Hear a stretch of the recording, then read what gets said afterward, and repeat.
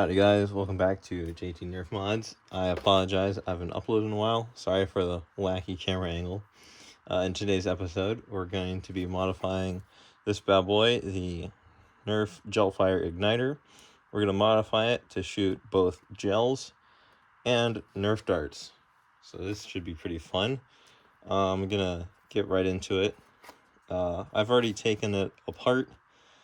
And unfortunately I had to snap off the barrel here.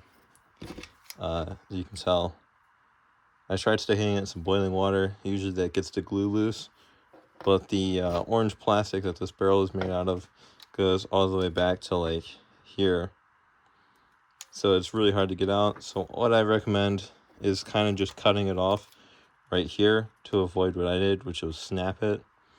To just avoid snapping it and cut it right there, and you should be able to continue with that, because I also bent the barrel, if you can see, which isn't good because you need this to fire the gels. So the gel firing barrel will just be shorter than I wanted it to be, and for the barrel you're going to need to fire the Nerf darts. So this is the barrel you're going to need to fire the Nerf darts.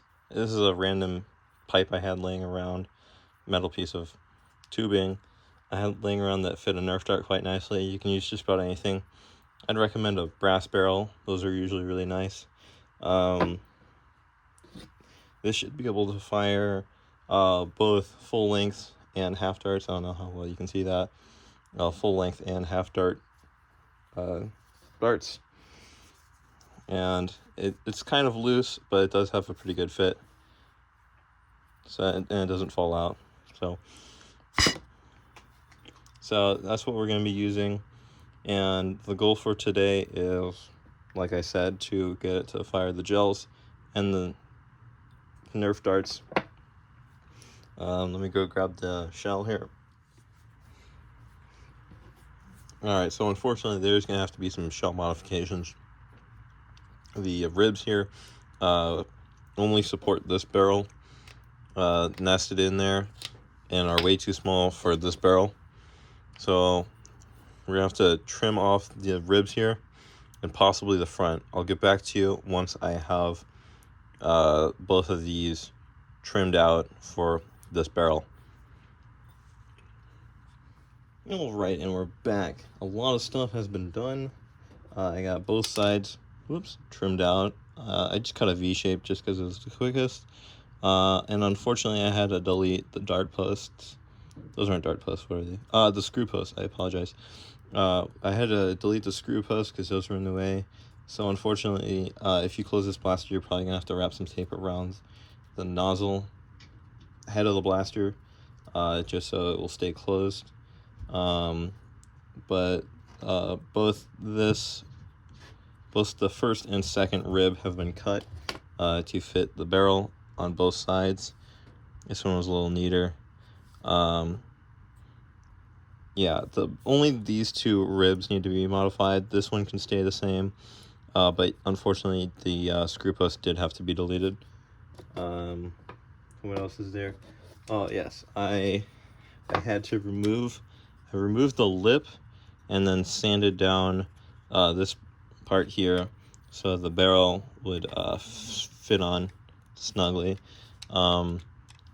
If you are using a different barrel, your methods of putting the barrel on the blaster will vary.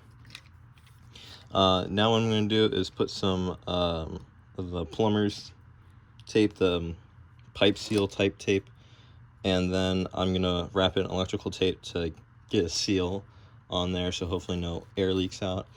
And with this setup, it is going to have to be a muzzle, I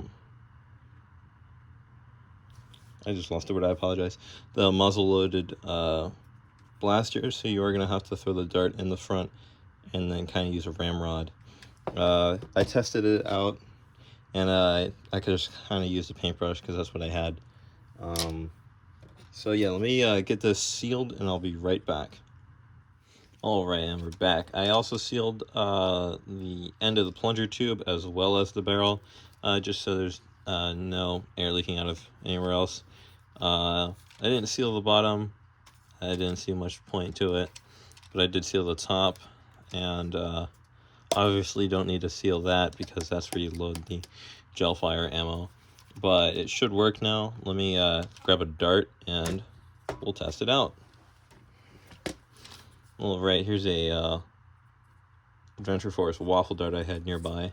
We're gonna ram that down there. Nice ramrod. We're gonna see if it fires. And it didn't. That's the unfortunate part I ran into, is that it doesn't fire sometimes. But if you reload and then fire again, it should work. I think one of the main problems is that actually might be too far, because I did try it a couple times just loading in this way as far as you can get it with your pinky, and it fires pretty good. So I guess a ramrod wouldn't be needed.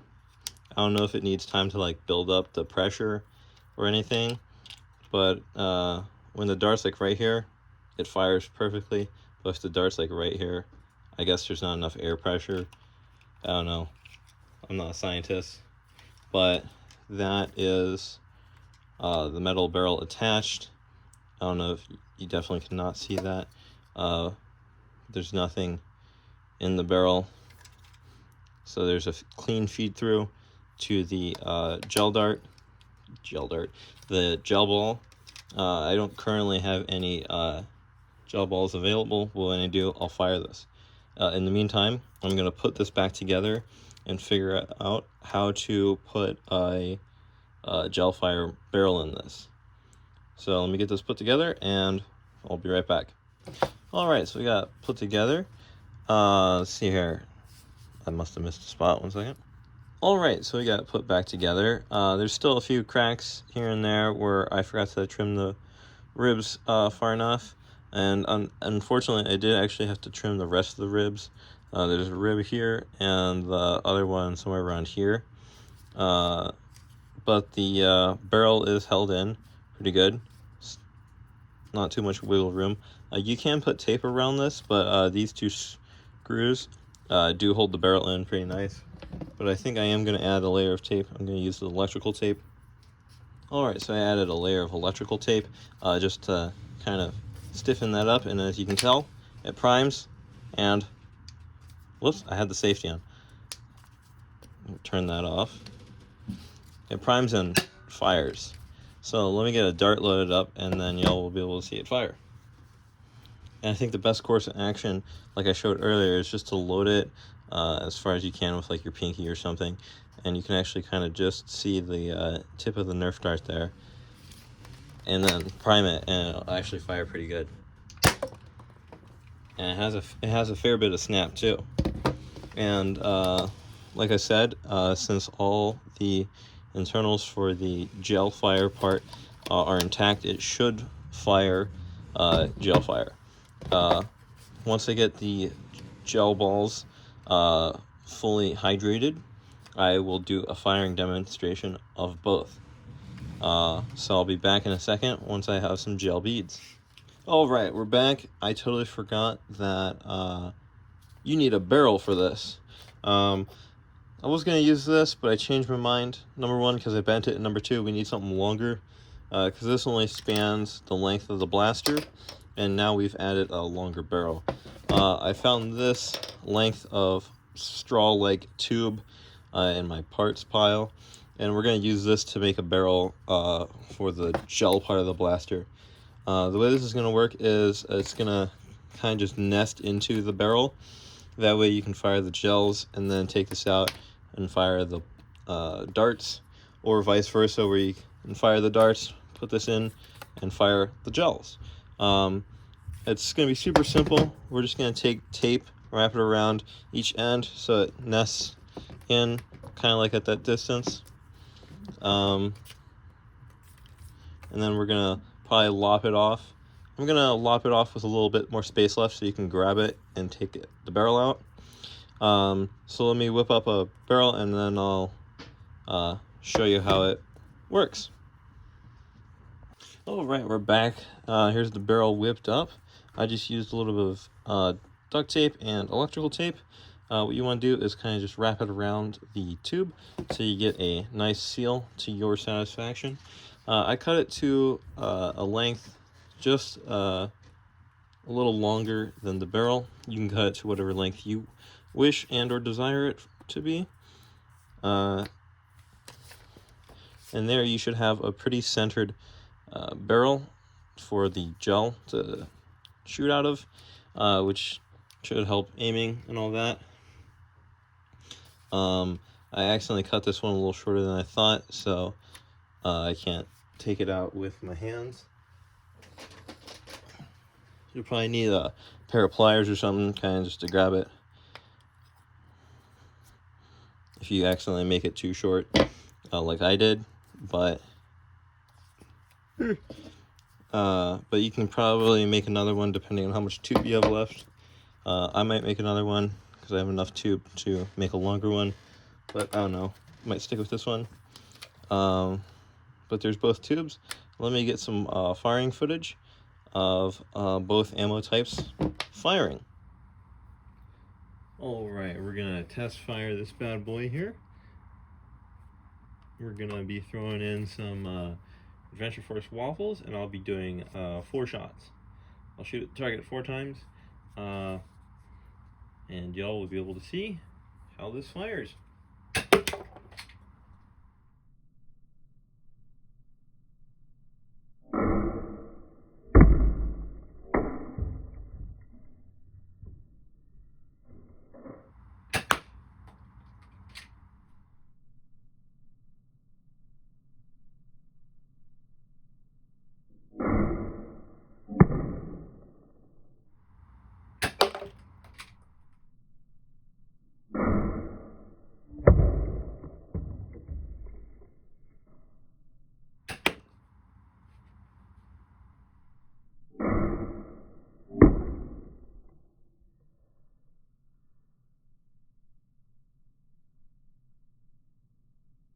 Alright, as you can see, this fired phenomenally.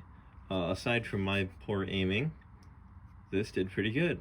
Now we are going to throw in the gel barrel into the blaster, and we're going to see how the gel fires. Right, we got the gel barrel thrown in. And what we're going to do is we're going to fire 4 gels. So once the target gets reset, we're going to fire some rounds.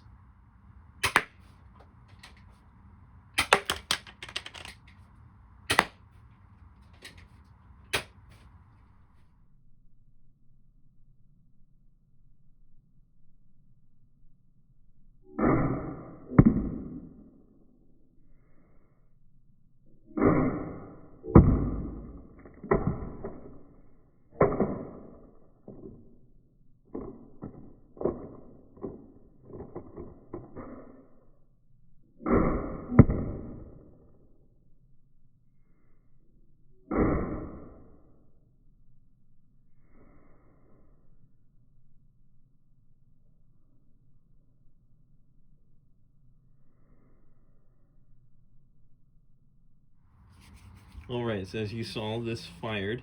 Unfortunately, it tends to shotgun. I don't know if that's due to me lopping off the barrel, or if that's a feeding problem. So I don't know if it'd be wise to fully load this thing with a whole bunch of gel rounds. But, you know, if you want a gel shotgun pistol thing, this would be perfect for you. But yeah, it is possible to shoot both regular darts and gel balls out of the Gel Fire Igniter. Let's take it back to the bench. Alright, so we now know it is possible to fire both darts and gel balls out of the Nerf Gel Fire Igniter. Unfortunately, I don't know how to solve the shotgun effect. If any of you guys know, let me know in the comments below. Or if you have a better way to build this, please let me know. But that is what I came up with for firing both darts and gel balls. Since it will fire regular darts, such as the Adventure Force Waffle, it should be able to fire short darts as well. Unfortunately, I didn't get any firing of that, but should be able to. If you guys liked this video, or want to see more like it, comment below what you'd like to see. That should be it, I guess. Have a great day or evening. Happy New Year, everybody.